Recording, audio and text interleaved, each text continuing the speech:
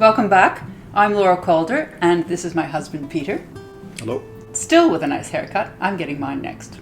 We're here to answer questions that you've sent in. Great questions, most from readers of my newsletter. If you're not one and want to be, you can subscribe on lauracalder.com. Otherwise, you can send in questions or topics here and we'll get to them. It's too bad you're not in the room with us, but this is the best we can do for now. Well, I'm glad they're not in the room with us, but anyway.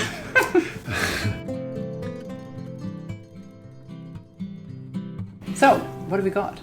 Okay, the first one is from Martin, and he's having a dinner party for a small group who are all vaccinated, he says, and he's feeling anxious. The new world is very polarized and politicized, and my goal is to have a nice friendly evening, not arguments. How do I manage this? Do you have very argumentative friends or something?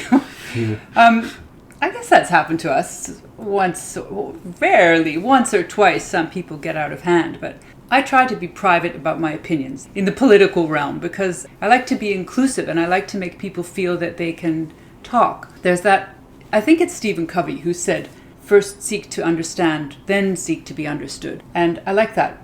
I like the idea of being able to listen even when you don't necessarily agree with someone. I think it gives you a chance to rethink your own opinions and to expand your mind and see where other people are coming from. And I also like when our table is open. I mean, we like debate. Our friends are. Oh yeah, interruptions and debates. And disagreements. I mean, if we all sat there talking like a bunch of Hallmark cards, dinner parties would be boring. Yeah, I think we're a little bit luckier in Canada right now because our politics aren't quite so polarized. We just don't have some of the divisions that you can see in the United States. But I did think for the most part, I don't think you would need to worry. I think most people are good guests and that they'll come and they'll want to discuss issues. I mean, people don't come to dinner to pick a fight. I hope not.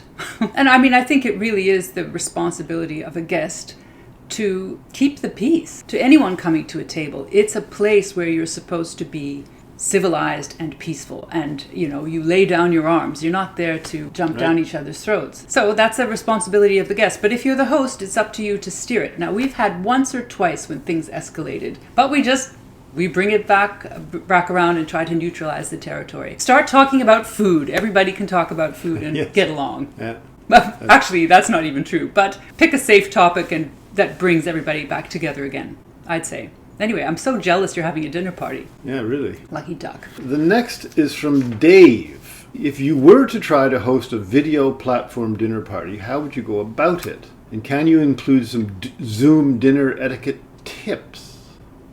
Oh, we haven't done a Zoom dinner.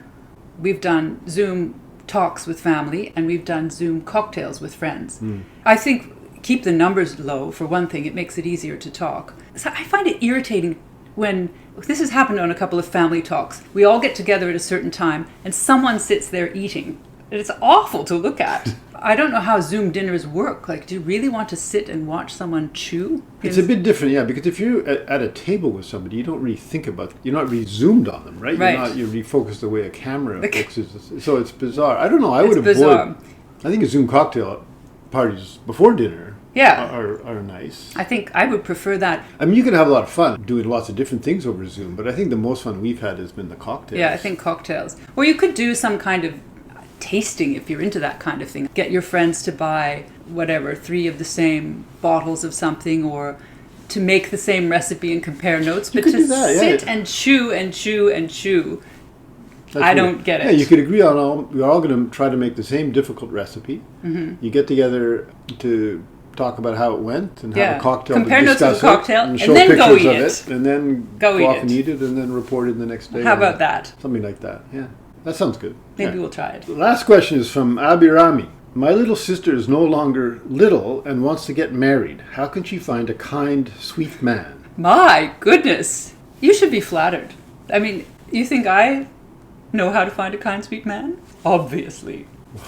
You have to know so much about a person's culture and background and interests to be able to answer a question like that, and I don't. So, my piece of advice on finding love is to be yourself when you're out in the world. Be completely true to yourself, and eventually love will find you. If you try to turn yourself into some other kind of person to attract what you think it is you want to attract, you're just going to be miserable. So just be yourself and you will eventually meet the right person. proof. That's great advice. Right here. Well, yeah. And it's great advice. So, thanks for sending in your questions. Those were very interesting ones. Hope you'll send in more either down here or write to me on lauracalder.com, where you can also subscribe to the newsletter, which is free. And I hope you'll subscribe here too and come back next time.